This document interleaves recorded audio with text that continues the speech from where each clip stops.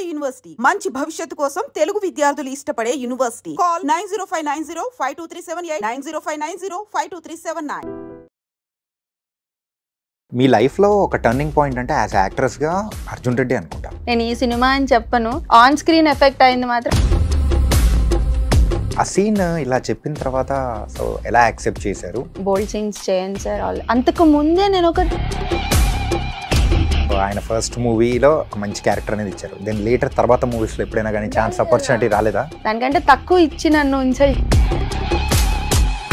ఒక కేస్ మీ లైఫ్లో అంతకంటే ఎక్కువ ఫేమ్ తెచ్చింది అనుకోవచ్చా? See women are always the first to effect. So అది చాలా వర్స్ట్ స్టేజ్లోకి వెళ్ళిపోయి తర్వాత వాళ్ళ ఫ్యామిలీకి కూడా నేను ఇన్ఫార్మ్ చేయడము. చోటా గారితో నేను సాల్వ్ చేస్తే నాకేంటి అని అడిగిన మనిషి ఆయన. అంటే ఆయనకు ఆల్రెడీ ఉన్నారని తెలిసినా కానీ సో మీరు జర్నీ అనేది ఎలా మొదలెట్టారు అసలు? నీకెంత ఫ్యామిలీ ఉందో నాకంతే ఫ్యామిలీ ఉంది కదా. నాకు మదర్, ఫాదర్, నాకు సన్ ఉన్నారు. సో రీసెంట్ టైమ్స్లో కూడా జానీ మాస్టర్ ఇష్యూ అనేది కూడా మనం చూస్తాం. ఫ్యామిలీ ఉంది నాకు పిల్లలు ఉన్నారు, పెళ్ళాం ఉంది, ఇట్లా ఇవన్నీ డే వన్ గుర్తు రావండి వీళ్ళకి. మొన్న జానీ మాస్టర్ విషయంలో వీళ్ళందరూ ఎవరో వచ్చారు కదా, ఝాన్సీ గారు, తమ్మారెడ్డి భరద్వాజ్, మరి వీళ్ళందరూ అప్పుడు ఏమయ్యారు నాకు తెలియదు. అంతకు ఆయన మీకు ఖర్చు పెట్టారా, మీరు ఆయన ఖర్చు? ఆయన దగ్గర అంత సీన్ లేదులేండి. నేను పరిచయం ఆయన కొత్తల్లోనే కారు అమ్ముకోవడాలు. సో ఈ రోజు మీరు ఫైట్ చేసేది దేని గురించి అనుకోవచ్చు? ఒకటి మనీ, ఇంకొకటి అసలు నాకు ఫ్రెండ్స్ కూడా లేరు ఈ దరిద్రుడి వల్ల. ఉన్న ఒక్క ఇద్దరు ఫ్రెండ్స్ కూడా దూరం అయిపోయారు. హాయ్ సుధా గారు, ఎలా ఉన్నారు? All good. మూవీల్లో ఈ మధ్య కనిపించట్లేదు, ఏమైపోయారు, ఏంటి సంగతి? ఏం కనిపించట్లేదు అంటే నేను ఎప్పుడు కనిపించలేదు, ఇప్పుడు కొత్తగా ఏం లేదు. కాకపోతే రెప్యుటేషన్ వచ్చింది అంటే కొంచెం ఫేమ్ వచ్చిన తర్వాత కాన్సన్ట్రేషన్ ఎక్కువ ఉంటుంది. ఈ సినిమాలో లేదు, ఆ సినిమాలో లేదు. నేను ఫ్రమ్ డే వన్ నుంచి నేను అంత ప్రతి సినిమా చేయడం అనేది ఎప్పుడూ లేదు. ఇయర్లీ ఒక 10-15 ఫిలిమ్స్ అంతే. 10-15 ఫిలిమ్స్ అయినా కానీ లాస్ట్ 2 yearsలో ఈ కౌంట్ కూడా బాగా తగ్గినట్టు అనిపిస్తుంది. కోవిడ్ ఎఫెక్ట్ ఒకటి, కోవిడ్ తర్వాత కేస్ ఎఫెక్ట్ ఒకటి, అయిన తర్వాత నేను ఏ ప్రొఫెషన్ ని కంటిన్యూ చేయను. ఫిజియోథెరపీ చేసి ఒక 2-3 years జాబ్ చేసా, వదిలేసా. ఫిలిం ఇండస్ట్రీకి వచ్చా. ఇక్కడ ఒక 3-4 years కాదు, ఇక్కడ ఎక్కువ 10 years వచ్చాను. సో ఇక్కడ కొంచెం పుల్లింగ్ కొంచెం టైం పడుతుంది కదా, సో అలా లేట్ అయింది. లేకపోతే ఇది కూడా ఎప్పుడో సర్దేసుకొని ఇంకో ప్రొఫెషన్ లోకి వెళ్ళేదాన్ని.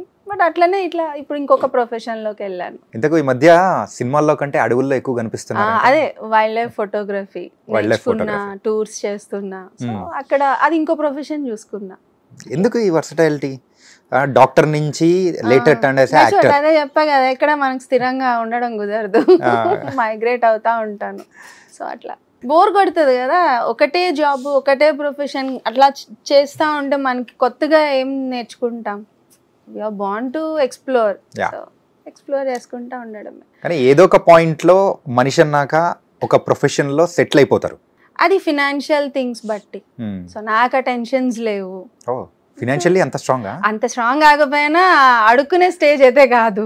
So I can survive. So అలానే నేను ఏ ప్రొఫెషన్ లోకి వెళ్ళినా సర్వైవల్ గా కూడా నేను ఫిట్ అయ్యేలాగా చూస్ చేసుకుంటున్నా. సో మీ లైఫ్ లో అయితే ప్రస్తుతానికి అయితే ఒక 3 stages అనేది చెప్పారు. అసలు డాక్టర్ గా, లేటర్ యాక్ట్రెస్ గా, దాని తర్వాత ఇప్పుడు present wild life photographer. First దేంతో మొదలెడదాం? డాక్టర్ మొదలెడదాం. డీసెంట్ కదా అందరికి.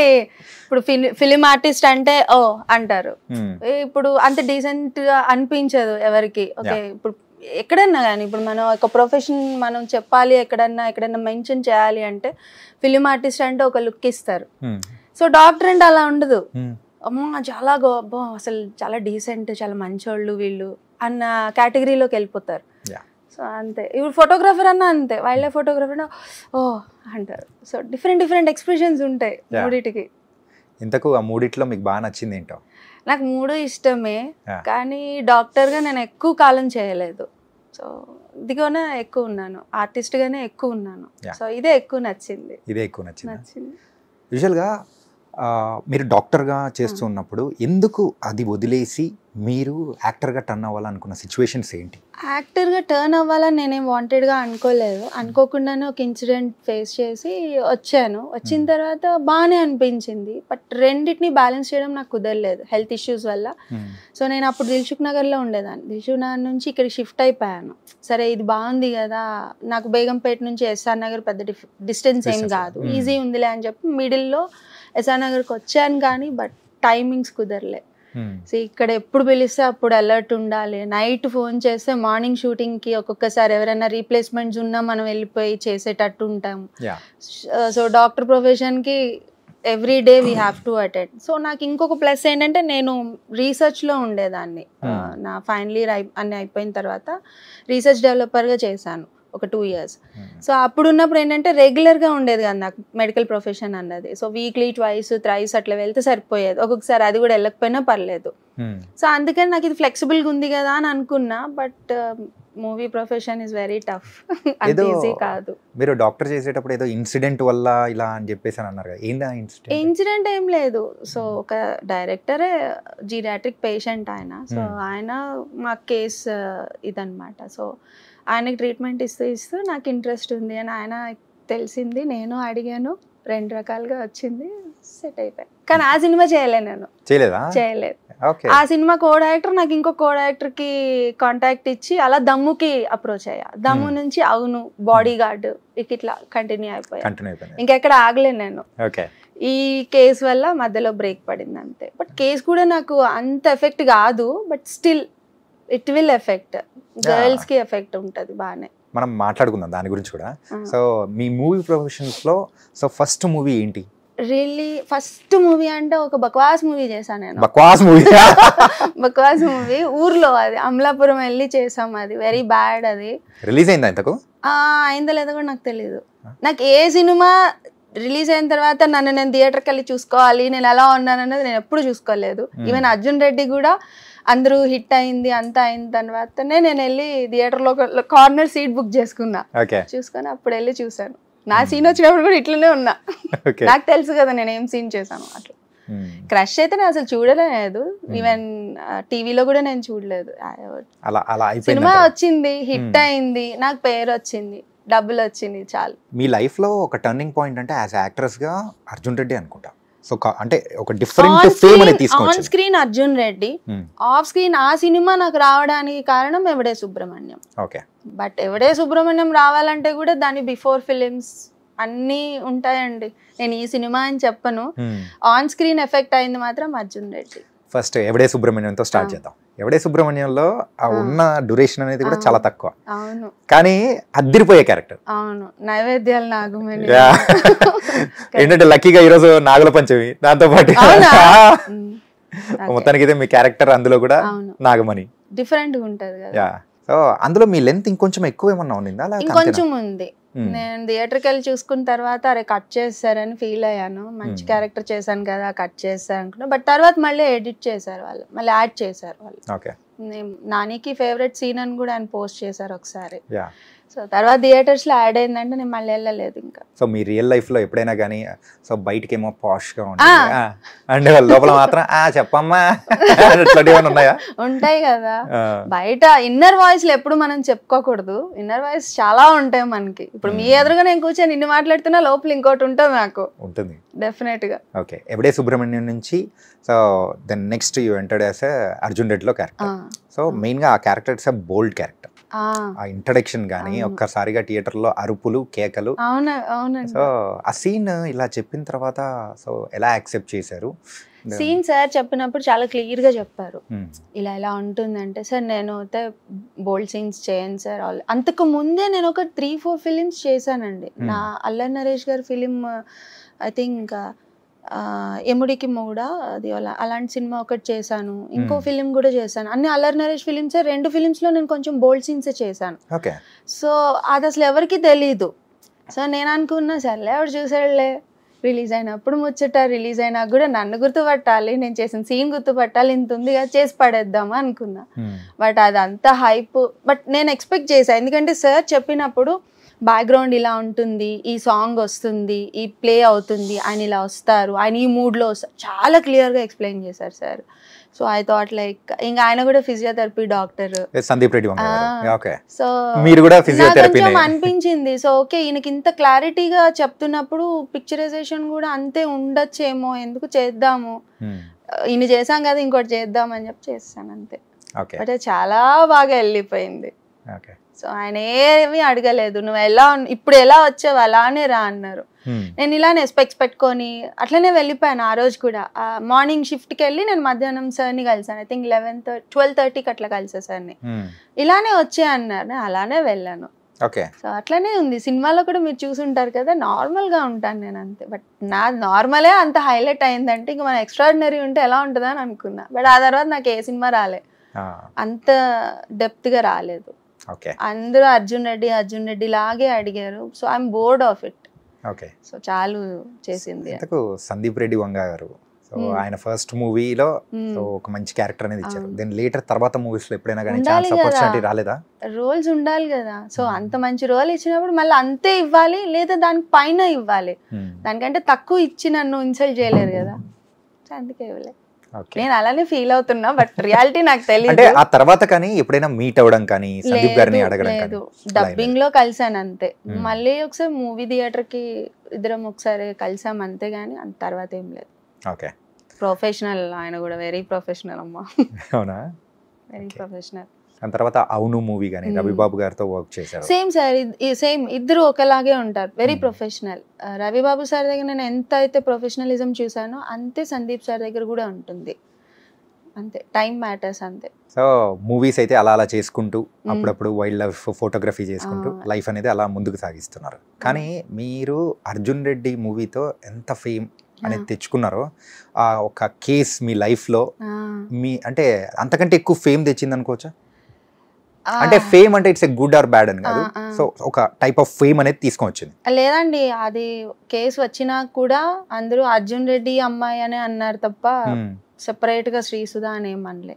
So I don't think case ఏం పెద్ద నన్ను లేపింది అని ఏం లేదు, అలానే నన్ను డౌన్ఫాల్ చేసింది అని నేను చెప్పను. But see, women are always the first to affect. అది విక్టిమ్ అవ్వచ్చు, అక్యూజ్డ్ అవ్వచ్చు, women will be the first to be affected అంతే. Then will talk about the issue. ఏంటంటే అసలు ఏంటి కేసు ఏంటి? సో ఫస్ట్ కలిసి ఉన్నారు, సో అన్ని టర్మ్స్ బాగున్నప్పుడు బాగానే ఉన్నాయి. ఉండడం కాదండి అది, ఆయన రెసిడెన్స్ లో ఆయన ఉండేవాళ్ళు, నా ఇంట్లో నేను ఉండేదాన్ని. కలిసి ఉండడం అన్నది కాదు. But day time was almost with me only. So ఒక రోజు 2 రోజులు బాగుంటుంది, సంవత్సరం బాగుంటుంది, కంటిన్యూ అవుతా అంటే మనకే ఒక పీరియడ్ లో ఇరిటేషన్ వస్తుంది. See, we came for films, ఇద్దరం ఫిలిం ఇండస్ట్రీనే. సో ఆయనకి మనం ఎక్స్క్యూజ్ ఇచ్చి టైంకి అలో చేసినప్పుడు నాకు కూడా అంతే టైం ఇవ్వాలి, ఈక్వల్గా ఇవ్వాలి. ఇట్స్ నాట్ లైక్ మేమేం పెళ్లి చేసుకోలేదు, అది పెళ్ళి అనుకొని తర్వాత జరిగింది. ముందేం పెళ్ళి అనుకొని ప్రపోజల్ లేదు, తర్వాత వచ్చింది అది.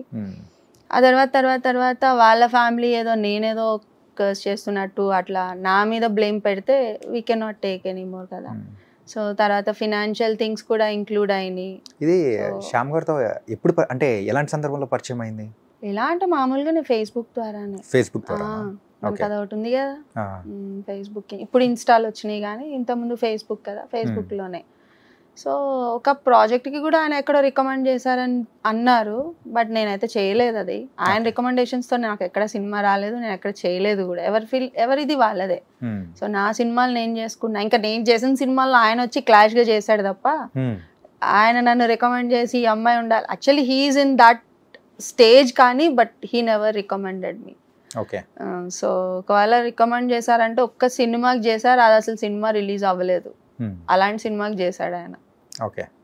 సో అది చాలా వర్స్ట్ స్టేజ్ లోకి వెళ్ళిపోయి తర్వాత వాళ్ళ ఫ్యామిలీకి కూడా నేను ఇన్ఫార్మ్ చేయడము, వాళ్ళ అన్నయ్య ఉన్నాడు కదా, సో ఆయనకి ఇన్ఫార్మ్ చేసి ఇది రాంగ్ ట్రాక్ లో వెళ్ళిపోతుంది, నేను ఇంకా హ్యాండిల్ చేయలేను దీన్ని, నేను హ్యాండిల్ చేయలేను అంటే ఆయన ఇంకో వేలో ఆయన అర్థం చేసుకొని, సో నేను సాల్వ్ చేస్తే నాకేంటి అని అడిగిన మనిషి ఆయన. ఆ తర్వాత నేను మళ్ళీ వాళ్ళ తమ్ముడికి కూడా చెప్పి, బాబు మీ ఫ్యామిలీ ఏంటో నాకు అర్థం కావట్లేదు, సో ఇట్లా ఉంది మీ ఇది, సో నీ వైఫ్ని కూడా ఇట్లానే అడుగుతాడా మీ ఇంట్లో ఏదైనా సిచ్యువేషన్స్ వచ్చి ఇట్లా ఉన్నప్పుడు అని. I literally showed the message also to this guy ఈయన చూపించాను కూడా, అది ఆయన వైజాగ్ ఎక్కడ షూట్ చేస్తుంటే నేను చూపించారు, శ్యామ్కి చూపించాను, మీ అన్నిట్లో పెట్టాడు ఏమంటావు దీనికి అని అడిగాను. అప్పటి నుంచి ఏంటంటే నేను అసలు ఆయనతో మాట్లాడలేదు, నేను ఇంక మాట్లాడను అన్నాడు. బట్ మనకేం తెలుస్తుంది, see we're not with him for 24 hours. So లేనప్పుడు ఏం జరుగుతుందో మనకు తెలియదు కదా. సో ఈ వాజ్ లైక్ ఏ అబద్ధాలు చెప్తూ ఇంకా అలా కంటిన్యూ అయితే ఎట్ సమ్ పాయింట్ మనకు తెలుస్తాయి ఇవి అబద్ధాలు అన్నది. అది తెలిసినప్పుడు విల్ బర్స్ట్ అవుట్. సో అది చాలా విగరస్గా వెళ్ళిపోయాయి నావి. నేను ఎంత కామ్గా ఉంటానో అంతే వర్స్ట్గా బిహేవ్ చేస్తా కోపం వచ్చినప్పుడు కూడా. So I will be very చాలా వైలెంట్గా ఉంటా. సో అది పీక్స్లోకి వెళ్ళిపోయేది అనమాట ఇంకా. సో అది తర్వాత నాది స్పాయిల్ అయిపోయేది కెరీర్. చాలా డేస్ నేను షూట్కి, ఇప్పుడు మనకి ఎట్లా ఉంటుంది, we're not the settled artist. So morning 5 అంటే 5కి ఉండాలి, 6 అంటే 6కి ఉండాల్సిందే. సో ఈ నైట్ అంతా ఈ స్ట్రగుల్ వల్ల నాకు మార్నింగ్ లేట్ అయిపోయేది. సో ఇట్లా నాకు కొన్ని ప్రాబ్లమ్స్ వచ్చాయి షూటింగ్ అప్పుడు కూడా. సో ఇంక ఇది నాకు కరెక్ట్ కాదు, నాకు వచ్చే ఇన్కమ్ ఇప్పుడు ఇదే సినిమానే. సో దీన్ని కూడా నేను స్పాయిల్ చేసుకుంటే నీ వల్ల నా వల్ల కాదు బాబు అని చెప్పి నేను చాలాసార్లు ఇవి జరిగినాయి అండి. Only I think we were together peacefully for hardly 1 year or 6-7 months అంతే. అంటే ఆయనకు ఆల్రెడీ ఉన్నారని తెలిసినా కానీ, సో మీరు జర్నీ అనేది ఎలా మొదలెట్టారు అసలు? It was like a friendly way only, friendly వేలోనే. తర్వాత వాళ్ళ ఫ్యామిలీ వచ్చేసి మా ఇళ్ళ దగ్గర గొడవలు చేసేయడం, ఫోన్లు చేసి ఇష్టం వచ్చినట్టు మాట్లాడడం ఉంటే ఎవరూ భరించం కదా, అది వదిలేసుకుంటాం అంతే. కానీ ఇవన్నీ బేర్ చేసి నీకెంత ఫ్యామిలీ ఉందో నాకెంత ఫ్యామిలీ ఉంది కదా, నాకు మదర్ ఫాదర్ నాకు సన్ ఉన్నారు, ఇంత ఉన్నప్పుడు నేను ఎందుకు పట్టుకుంటాను, వదిలేద్దాం అనుకుంటాం. బట్ అలా వదిలే బాపతి కాదు. అవునా? యా, నాకు నైట్లు కూడా వచ్చి, నేను లాస్ట్ ఇంటర్వ్యూలో కూడా చెప్పాను, నేను మీకు కావాలంటే నేను వినిపిస్తాను. నైట్ నేను 2 o'clockకి నేను, అప్పుడు నాకు కార్ ఉన్నా కూడా ఇమీడియట్గా మనం యాక్సెసిబుల్ ఉండేది బైకే కాబట్టి నేను బైక్ తీసుకొని కూడా నేను SR Nagar police station complaint ఇస్తానని వెళ్ళిన డేస్ కూడా ఉన్నాయి నా దగ్గర. బట్ స్టిల్ ఈ క్యాండిడేట్ ఏంటంటే ఇవాళ మాట్లాడితే రేపొద్దున మర్చిపోతాడు అనమాట. రేపొద్దున మళ్ళీ చాలా ఫ్రెష్ మైండ్ తోటి అసలు ఏమీ జరగలేదు అన్నట్టుగా వస్తాడు. సో అందుకని ఏంటంటే నేను అప్పట్లో సేఫ్గా నేను రికార్డ్ చేసుకునేదాన్ని. అది ఎందుకు చేసేదాన్ని, నువ్వు నిన్న ఇంత మాట్లాడావు అని చెప్పడానికి నేను చేశాను. బట్ ఇవాళ నాకు అది నా కేస్కి హెల్ప్ అవుతుందని నేను అసలు ఎక్స్పెక్ట్ చేయలే. చాలా వరకు నాకు ఇవాళ అవన్నీ ప్రూఫ్గా ఉండిపోయినాయి ఇంకా. సో అట్లా చాలా డేస్ ఉండే. తర్వాత యాక్చువల్గా ఈ ఇష్యూ అనేది ఏ ఇయర్లో మొదలైంది?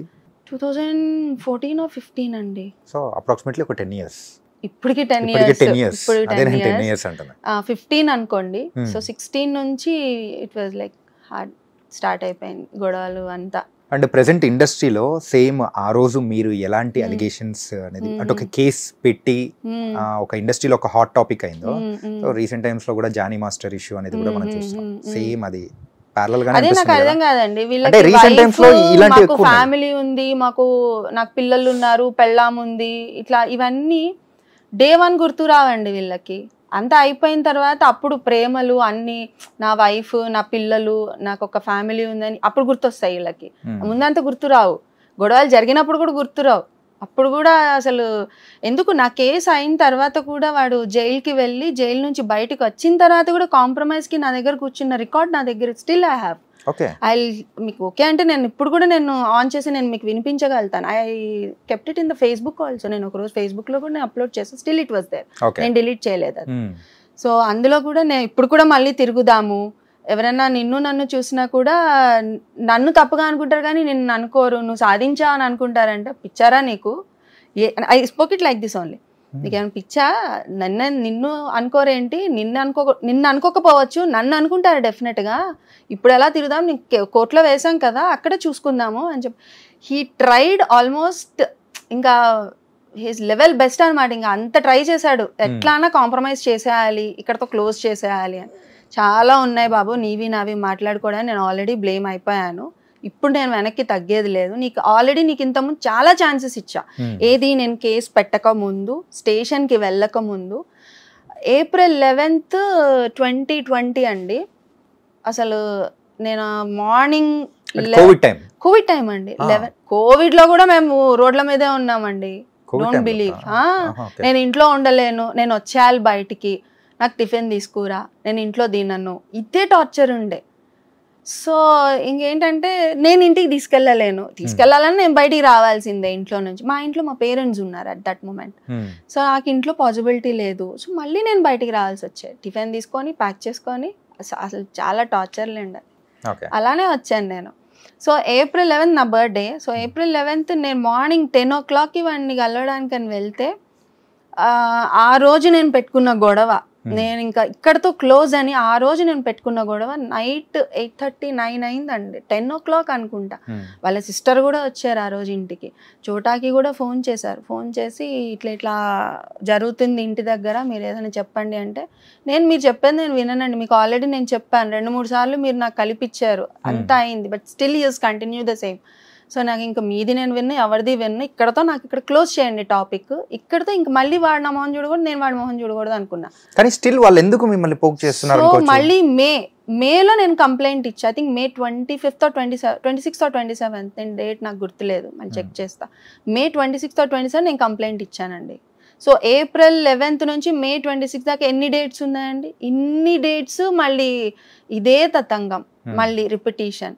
అప్పుడు నేను వెళ్ళి, నాకు ఫినాన్షియల్గా కూడా నాకు ఉంది ఇందులో, లిటిగేషన్స్ ఉన్నాయి కాబట్టి అవి కూడా నాకు సాల్వ్ చేసేది ఉంది. సో నేను కంప్లైంట్ వేస్తున్నా, ఏం చూసుకుందాంలే అని చెప్పి అప్పుడు వెళ్ళాను నేను.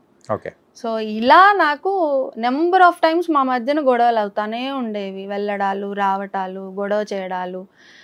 నేను వెళ్ళకపోతే ఆమె నా దగ్గరికి వస్తానని చెప్పి అదొక బెదిరింపు. సరే నువ్వెందుకు వస్తావు, నేనే వస్తానులే, అక్కడే తేల్చుకుందాం, మీ వాడు కూడా అక్కడే ఉన్నాడు కదా, అక్కడే మీ వాడు నీ ముందే చెప్తాడు ఎవరిని వెంబడించారు, ఎవరి దగ్గరకు వచ్చారు, నేను వచ్చానా తను వచ్చాడా అన్నది నీ ముందే మాట్లాడదాము. నేను చాలాసార్లు వెళ్ళిన సందర్భాలు ఉన్నాయి. ఈ ఫైనాన్షియల్ టర్మ్స్ అంటున్నారు కదా, ఇంతకు ఆయన మీకు ఖర్చు పెట్టారా, మీరు ఆయనకు ఖర్చు పెట్టారా? ఆయన దగ్గర అంత సీన్ లేదులేండి. నేను పరిచయం ఆయన కొత్తల్లోనే కారు అమ్ముకోవడాలు, ఇల్లు అమ్ముకుంటానని చెప్పడాలు. కారు అమ్ముకున్నారు కూడా, అప్పుడు బెంచ్ కార్ ఏదో ఉండే, అది కూడా అమ్ముకున్నాడు. నేను ఎప్పుడు తక్కువలో లేనండి. నేను నాకు ఎప్పుడు నా గ్రోత్ పైనే ఉంది కాబట్టి లో లేదు, స్టిల్ ఇప్పటికీ కూడాను. తన గ్రోత్ అన్నది ఇక తన ఇష్టం, అది నేను కామెంట్ చేయదలుచుకోలే. బట్ నేను పరిచయం అయినప్పుడు మాత్రం తన గ్రోతే డౌన్ఫాల్లోనే ఉంది. అప్పుడు కార్ అమ్ముకోవడం, ఇల్లు లోన్ కూడా కట్టలేనని అనడము, పిల్లల చదువు కూడా నేను చదివించలేనని అనడము, వాళ్ళ అక్క దగ్గర నా డెప్ట్స్ తీసుకున్నానని, నా దగ్గర ఉన్నాయి చాలా రికార్డ్స్ ఉన్నాయి అలాంటివి. మాట్లాడుకున్నప్పుడు నేను మా అక్క 5,000, 10,000 ఇట్లా చాలా ఉన్నాయి. అప్రాక్సిమేట్గా ఎంత ఖర్చు పెట్టింటారు? 40 అండి. 40 ప్లస్ చిల్లర అంటే ఇక ఫోన్లు పగలగొట్టినవి కానీ, ఆయన వల్ల నా కారు డ్యామేజ్ అయింది కానీ, నా కెరీర్ ఏదైనా అన్ని కలిపి 50 వరకు ఉండొచ్చు. అంటే ఇలాంటివి రీసెంట్ టైమ్స్ లో ఇండస్ట్రీలో ఎక్కువ అయిపోయాయి. ఏంటి రీజన్ ఏంటంటారు? ఇలాంటి ఎమోషనల్ కనెక్షన్ వీక్. ఎవరి మధ్యలో? ఎవరన్నా అవ్వచ్చు, అమ్మాయి అవ్వచ్చు, అబ్బాయి అవ్వచ్చు. అబ్బాయి వల్ల అమ్మాయి లాస్ అయిన వాళ్ళు ఉన్నారు, అమ్మాయి వల్ల అబ్బాయి లాస్ అయిన వాళ్ళు, రెండు ఉన్నాయంటే నేను ఐ డోంట్ సే దట్ ఇది జనరలైజ్ చేసి అమ్మాయిలే లాస్ అయ్యారని నేను చెప్పను. అమ్మాయిలు ఉన్నారు, అబ్బాయిలు ఉన్నారు. అబ్బాయిలు అమ్మాయికి స్పెండ్ చేసి వాడు చంకనాగిపోయినోడు ఉన్నాడు. సేమ్ టైం అమ్మాయి కూడా అట్లానే వాడికి ఖర్చు పెట్టి, మరి వాడు బేకార్ అయినప్పుడు ఆబ్వియస్లీ ఈమె ఖర్చు పెడుతుంది కదా. సో రిలేషన్షిప్లో ఉన్నప్పుడు రెండు జరుగుతాయి. ఇలాంటివి ఇప్పుడు ప్రెసెంట్ జరుగుతూ ఉన్నప్పుడు మీరు ఎప్పుడో ఇలాంటి సిచ్యువేషన్ ఫేస్ చేశారు, కేసు వేయడం కానీ ఇలాంటివన్నీ.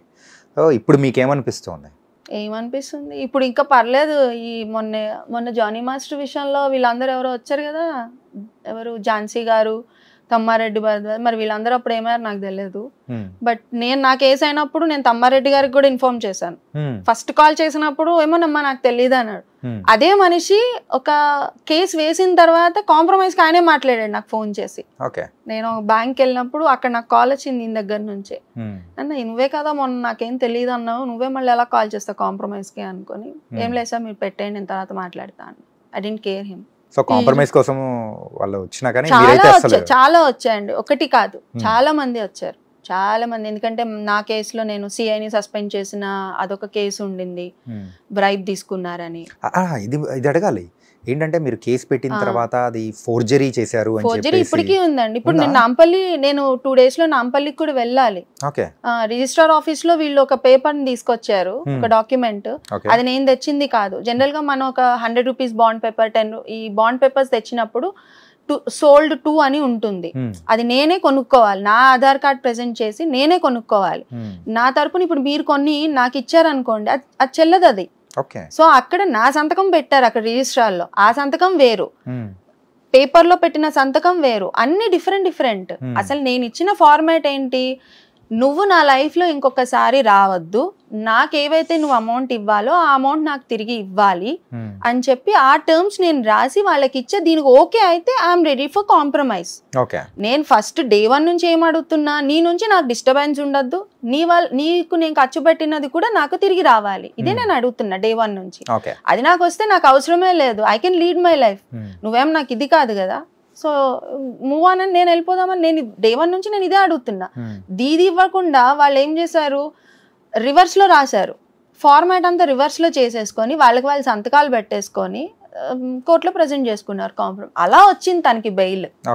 సో ఈయన జైల్లో ఉన్నప్పుడు టు బీ ఫ్రాంక్ ఈయనకు రాదు.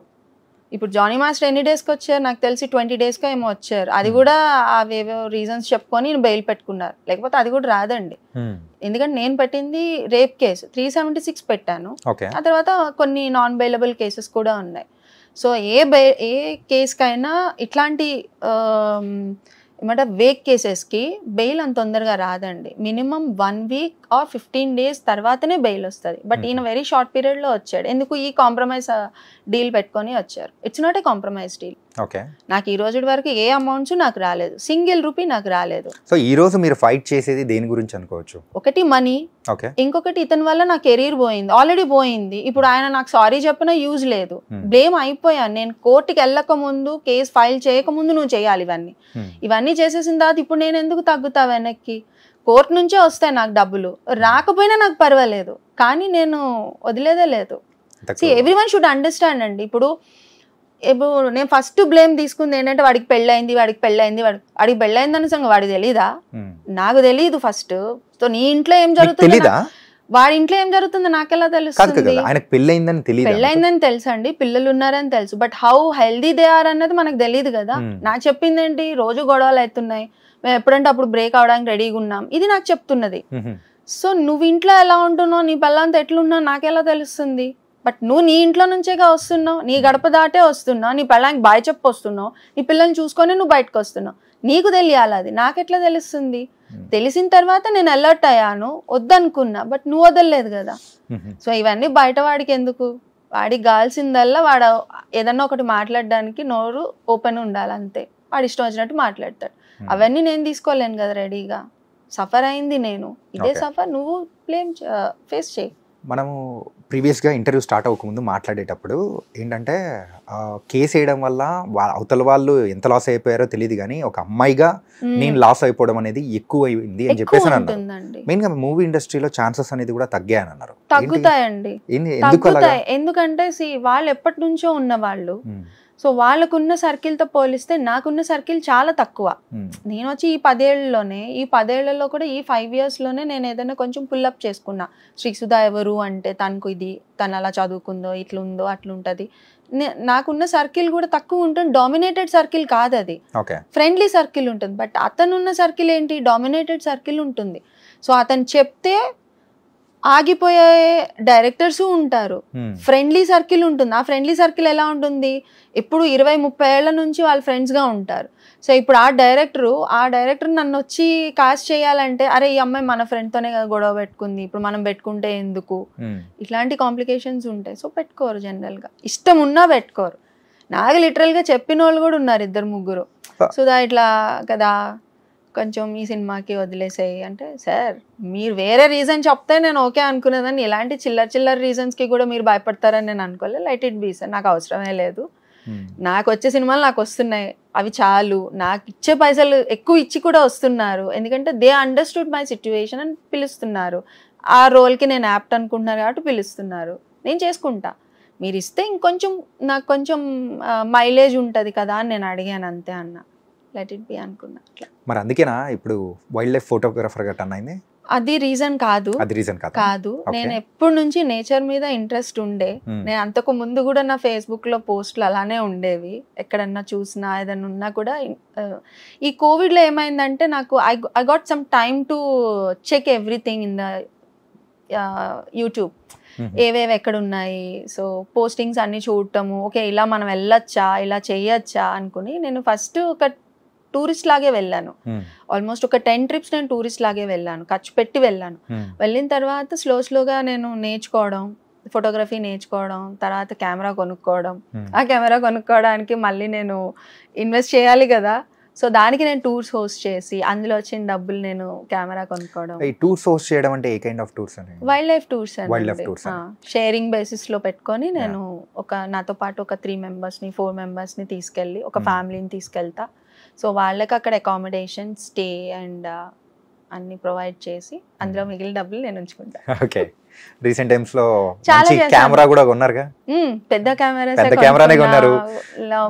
ల్యాప్టాప్ కొనుక్కున్నా, మంచిగా నా ఎడిటింగ్ నేనే చేసుకుంటాను నా ఫొటోస్ కి. సో నేను ఎవరికి ఇవ్వను raw photos. Okay. So I was good with that. నేను ఎందులో ఉన్నా బతికేస్తాను, but only thing is I need some peaceful mind అంతే. ఎవరికన్నా ఇదేలేండి, నీకు ఎంత ఫుడ్ పెట్టినా కూడా పీస్ ఆఫ్ మైండ్ లేకపోతే నీకు కళ్ళ ముందు ఒక బిర్యానీ పెట్టినా నువ్వు తినవు. రైట్? నువ్వు హ్యాపీగా ఉంటే కూడా నువ్వు ఆ బిర్యానీ కూడా నీకు ఎక్కువ తినబుద్ధి కూడా కాదు. You are good with that. You no need also. నీకు ఫుడ్ కూడా అవసరం ఉండదు ఒక్కొక్కసారి. So everybody needs peace of mind అంతే. ఫుడ్, డబ్బులు ఇవన్నీ కాదు. Peace of mind is priority. So I'm having that now. So ఇప్పుడు పీస్ ఉన్నప్పుడు ఆ కేసు అనేది కూడా compromise అయిపోవచ్చుగా? అవనండి.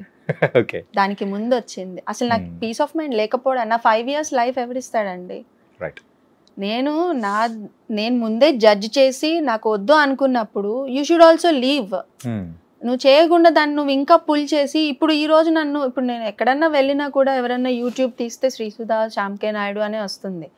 I can't remove that కదా, ఆ బ్లేమ్ నేను తీయలేను కదా. సో ఈవెన్ నా ఫోటోగ్రాఫర్స్ కూడా అక్కడ ఎవరన్నా నా ప్రొఫైల్ చెక్ చేయాలి అనుకున్నా కూడా ఓపెన్ చేస్తే ఇదే కనిపిస్తుంది. బట్ స్టిల్ వాళ్ళు కొంచెం లైట్ మైండెడ్గా ఉంటారు. So they understood and they were like, Sudha you are a warrior అంటారు. చాలా ఓకే, టైగర్ సైటింగ్ చూడు అనుకుంటా. ఇలా కేసు పెట్టేటప్పుడు సో మీ ఇంట్లో వాళ్ళ సైడ్ నుంచి కానీ లేకపోతే మీ ఫ్రెండ్స్ తెలీదండి, ఫ్రెండ్స్ సర్కిల్లో అసలు నాకు ఫ్రెండ్స్ కూడా లేరు. ఈ దరిద్రుడి వల్ల ఉన్న 1-2 ఫ్రెండ్స్ కూడా దూరం అయిపోయారు.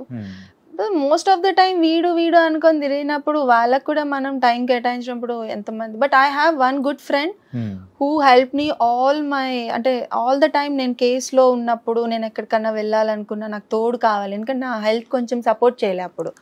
సో నాకు తోడుగా ఒక ఫ్రెండ్ ఉండే, తను మాత్రం చక్కగా వచ్చాడు. అండ్ హీ ఈస్ నౌ ఇప్పుడు ఎగ్జిక్యూటివ్ ప్రొడ్యూసర్ అయిపోయాడు. ఇప్పుడు అజయ్ గద్దే తెలుసు అందరికి, ఇండస్ట్రీలో చాలా మందికి తెలుసు అజయ్ అని. కానీ ఏంటంటే ఇక్కడ మనం ఇంటర్వ్యూ చేసేది నార్మల్ ప్రేక్షకుల కోసం. చెప్పాలి అని అంటే మేబీ నా వల్ల తనకేమన్నా ఎఫెక్ట్ అవ్వద్దు అని అంతే. I have to say for the good reason. అంటే సమంత గారికి వచ్చిన సేమ్ జబ్బు ఆల్మోస్ట్ సిమిలర్ సేమ్. సమంత గారికి వచ్చిన జబ్బు మీకు కూడా ఆటో ఇమ్యూన్. తనదొక కేసు నాదొక కేసు అంతే. నాది SLE, తనది myositis. Both are inflammatory diseases. SLE, spondylitis okay పర్లేదు, బట్ SLE అన్నది వెరీ డిఫికల్ట్. ఇప్పుడు ఫర్ సపోజ్ చెప్తున్నాను, ఇప్పుడు నేను ఆల్ గుడ్ కాబట్టి I'm very healthy now, I can do anything.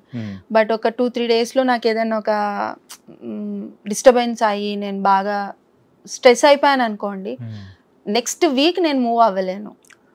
Yeah, fingers అన్ని ఫ్రింజ్ అయిపోవడము, లైక్ స్టిఫ్ అయిపోవడము, స్వెల్లింగ్స్ రావడము, అట్లా చాలా ప్రాబ్లం ఉంటుంది. రెడ్నెస్ అయిపోతుంది. అండ్ ఇప్పుడు మీరు నన్ను చిన్నగా ఇట్లా ముట్టుకున్నా కూడా అక్కడ రెడ్ అయిపోతుంది. అట్లా లూపస్ డిసీజ్ అది. సో మరి వీటి నుంచి బయటపడడానికి what you are doing? Medication, regular medication అంతే. We can't do anything. ఇలాంటివి కూడా ఉంటాయని చెప్పేసి వింటుంటేనే భయం వేస్తుంది.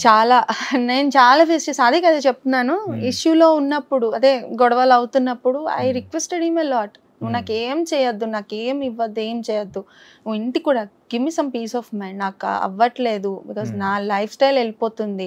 టూ మనీ మెడికేషన్స్ తీసుకుంటున్నా, టూ మచ్ ఆఫ్ స్టెరాయిడ్ తీసుకుంటున్నా, ఫుడ్ తినేదాన్ని కాదు సరిగ్గా. బికాజ్ మార్నింగ్ 10 స్టార్ట్ అయితే 1:30 వరకు ఈయనతోనే. నేను ఇంటికి వెళ్ళి మళ్ళీ ఆయనకు ఫుడ్ శుభ్రంగా ఇంట్లో వండి పెడతారు, తింటాడు. నేను ఇంటికెళ్ళి వండుకొని తిని అయ్యేటప్పటికి 3:30. అండ్ అగైన్ ఇలా కూర్చున్నాను అనేటప్పటికి 4:35కి కాల్ వస్తుంది, ఐఎమ్ రెడీ అని.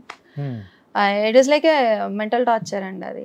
ఇది ఎవరికైనా చెప్తే ఇప్పుడు ఎలా అంటారు, ఓకే నువ్వు రానని చెప్పేయచ్చు కదా, వదిలేయచ్చు కదా అంటారు. But I have to be either on call or either on on road with him. So ఈ రెండు ఏదో ఒకటి చేయాలి. దీని బదులు వెళ్ళడమే బెటర్. ఈ ఫోన్లో ఎవడు మాట్లాడతాడు ఎంతసేపు? స్కిప్ చేయలేనివి చాలా ఉంటాయి. మనం అనుకున్నంత ఈజీ కాదు. ఒక రిలేషన్ నుంచి బయటికి రావడం అన్నది వెరీ డిఫికల్టీ. వచ్చిన తర్వాత it will be very happy, but రావడానికి నువ్వు ఏదైతే ఎఫర్ట్ పెట్టా అదే చెప్తున్నాను కదా. ఇప్పుడు పబ్ అయినా అంతేనండి. పబ్కి వెళ్తామా, సింపుల్ ఎగ్జాంపుల్, వెళ్ళడం బాగా వెళ్ళిపోతాం, దాని నుంచి బయటికి రావడానికి ఎవడన్నా వస్తాడా అండి? నువ్వు 8-8:30 కల్లా బయటికి రావాలని అనుకుంటావు, వస్తావా ఎప్పుడన్నా? డెఫినెట్ గా రావు. అదే చెప్తున్నాను. సో రిలేషన్షిప్ ని ఒక పబ్బుతో కంపారిజన్ చేశారు చూసారా? రాలేం. అదే చెప్తున్నాను. ఎప్పుడైతే నువ్వు బయటికి రాగలుగుతావో, ఏదో రిలేషన్షిప్ కానీ ఎక్కడి నుంచి అన్నా, నువ్వు ఒక ఆఫీస్కి వెళ్ళావు, అక్కడ నీకు నలుగురు తెలిసిన వాళ్ళు ఉన్నారు, వాళ్ళని స్కిప్ చేసుకొని నువ్వు బయటికి రావడానికి నువ్వు చాలా ఎఫర్ట్ పెట్టాల్సి వస్తుంది కదా. అంత ఈజీగా సరే రా బాయ్ రా వెళ్ళిపోతున్నా నువ్వు రాలేవు. అలా రాగలిగావు అంటే బయట నీకు ఇంకేదన్నా ఇంతకంటే పెద్ద ఇంపార్టెంట్ ఉండాలి, లేదా ఇది అంత అసహ్యంగా నచ్చకుండా ఉండాలి. అట్లా I'm not comparing with the pub, but an example, మీకు ప్రాక్టికల్ ఎగ్జాంపుల్ చెప్తున్నాను, దాన్ని దీంతో కంపేర్ చేయలేదు. ఓకే, మీకు నీతి సూక్తులు చెప్పేవాళ్ళంటే పెద్ద ఎక్కదంట, నచ్చదు అస్సలు. నచ్చదు. ఎందుకు నీతులు నువ్వు ఎందుకు చెప్పాలి? చెప్పాడు బోల్డ్ మంది, నేను కూడా చెప్తాను. కూర్చోబెట్టి ఇప్పుడు నన్ను అడగండి ఎన్ని నీతులు చెప్పాలి అన్ని నీతులు చెప్తాను. ఫాలో అవ్వం కదా, ఫాలో అయితేనే నువ్వు చెప్పు. ఫాలో అవ్వనప్పుడు నేను ఐ డోంట్ టేక్ ఇట్. చాలా మంది చాలా చెప్తారండి, నువ్వు బొట్టు పెట్టుకుంటే ఇది, లిప్స్టిక్ వేసుకుంటే ఇది, నువ్వు ఈ డ్రెస్ వేసుకుంటే ఇలా జడ్జ్ చేస్తారు, లేకపోతే నువ్వు హెయిర్ స్టైల్ ఇలా వేసుకోకూడదు, బ్యాండ్ పెట్టుకోవాలి, ఇట్లా అందరూ చెప్తారు. వాళ్ళే జుట్టు పూసుకొని బయట కనిపిస్తారు నాకు. చాలా మంది యాంకర్స్ కూడా అండి, అమ్మ చాలా జడ్జ్ చేసేస్తారు. నేను ఇందాక కూడా చెప్తున్నాను కదా మీకు, చాలా జడ్జ్ చేస్తారు. వాళ్ళే మళ్ళీ స్లీవ్లెస్ బ్లౌజ్లు వేసుకొని నావెల్ కింద చీర కట్టుకొని స్టైల్ గా ప్రొజెక్ట్ చేసుకుంటారు.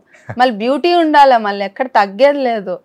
ఒక ఆవిడ ఇలానే మాట్లాడుతూ దేర్ ఓన్ ఒపీనియన్ కదా, వాళ్ళ డ్రెస్సింగ్ కానీ ఏదైనా కానీ, so their choice. But when it comes to the society, నువ్వు పబ్లిక్ లో తిరుగుతున్నప్పుడు పబ్లిక్ కూడా అంతే రియాక్ట్ అవుతుంది కదా. ఇప్పుడు నువ్వు నీ ఇష్టం వచ్చినట్టు నువ్వు వెళ్తావు, సో అవతల అన్నారు అని నువ్వు ఫీల్ అవ్వకూడదు మళ్ళీ కదా. ఫీల్ అవ్వకుండా అంటే ప్రాబ్లం లేదంటారు. ఫీల్ అవ్వనప్పుడు నీ ఇష్టం కదా. ఇప్పుడు నువ్వు మళ్ళీ వాడు అన్నాడని నువ్వు ఫీల్ అవుతావు, మళ్ళీ నన్ను అన్నాడు, నన్ను ఇలా కామెంట్ చేశాడు. నువ్వు పబ్లిక్ లో తిరుగుతున్నావు, పబ్లిక్ లో ఉన్నప్పుడు పబ్లిక్ కూడా హ్యావ్ రైట్ కదా, ఉండదంటారా? ఉంటుందిలేండి, ఇండియా కదా. సో మనం అంటే వాక్ స్వాతంత్రం అనేది ఉంది కదా. సో వాడికి కూడా ఉంటుంది రైట్. నువ్వు పబ్లిక్ లోకి వచ్చా, నువ్వు నీ ఇంట్లో నీ ఇష్టం వచ్చినట్టు వేసుకున్నప్పుడు వాడు ఏదైనా కామెంట్ చేస్తే నువ్వు క్వశ్చన్ చేయి. నువ్వు పబ్లిక్ లోకి నీ ఇష్టం వచ్చినట్టు ఎలా వాడు కూడా కామెంట్ చేస్తాడు. ఇప్పుడు నేను సినిమాలో ఎలా ఉన్నా కామెంట్ చేసే రైట్ పబ్లిక్ కి ఉందండి, నేను అది ఒప్పుకుంటాను. నేను ఇప్పుడు నేను క్రష్ మూవీ చేశా, క్రష్ మూవీ చూసి చాలా మంది చాలా డిఫరెంట్ గా రియాక్ట్ అవుతారు. నేను దాని గురించి పట్టించుకుంటా పోతే ఐ కాంట్ డూ మూవీస్. కానీ నా పర్సనల్ లైఫ్ గురించి నువ్వు మాట్లాడితే నేను ఒప్పుకోను. అది నా పర్సనల్, నా ఇంట్లో జరిగింది. బట్ నేను కేసు వేసిన తర్వాత 10 మంది 10 రకాలుగా I have to face it. నువ్వు నీ కుదిరితే ఆన్సర్ ఇవ్వు, లేకపోతే ఇంట్లో కూర్చొని ఏడు, అంతే.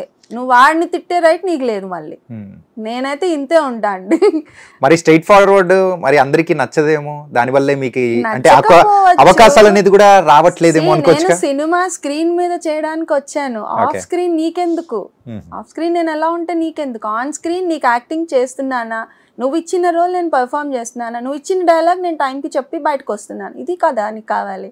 కానీ బయట మనము ఆ క్లోజ్నెస్ అనేది ఉంటేనే అవకాశాలు అనేది కూడా ఎక్కువగా వస్తాయి అని అంటూ ఉంటారు. Is it true? True, 100% true, 100% true. నువ్వెవడో తెలియనప్పుడు నీకు ఎందుకు ఇస్తారు? ఇప్పుడు నేను అర్జున్ రెడ్డి సినిమా చేయడానికి కో డైరెక్టర్ ఒక రీజన్. దానికి నాకు సార్ తెలీదు, సందీప్ సార్ తెలీదు, నాకు I have zero knowledge about him. అసలు సినిమా జరుగుతుందని కూడా నాకు తెలియదు. Because I did Yevade Subrahmanyam, and దానికి బిఫోర్ నేను ఒక 2 ఫిలిమ్స్ చెప్పాను కదా, అల్లా నరేష్ గారి ఫిలిమ్స్లో చేశాను అనుకున్నాను. అవి కూడా ఆయన చూసి షీ కెన్ డూ అని చెప్పి ఆయన పిలిచారు అక్కడ. సో నేను ఆ సెట్లో చేసినప్పుడు ఆయనతో కొంచెం మాట్లాడటం విధానం కానీ ఫ్రెండ్లీ నేచర్ కానీ చూసి ఆయన ఓకే షీ విల్ డూ, మన బడ్జెట్లో కూడా తను ఉంది అని చెప్పి పిలిచారు. నేను ఎవరు తెలియకుండా నువ్వు అంటి ముట్టనట్టు పక్కన కుర్చీ వేసుకొని కూర్చుని నిన్ను ఎవరు పిలవడు, యాటిట్యూడ్ అనుకుంటారు. ఈమె సినిమా చేస్తుందా లేదా, ఈమెకి ఇంత యాటిట్యూడ్ ఉంది, అవసరం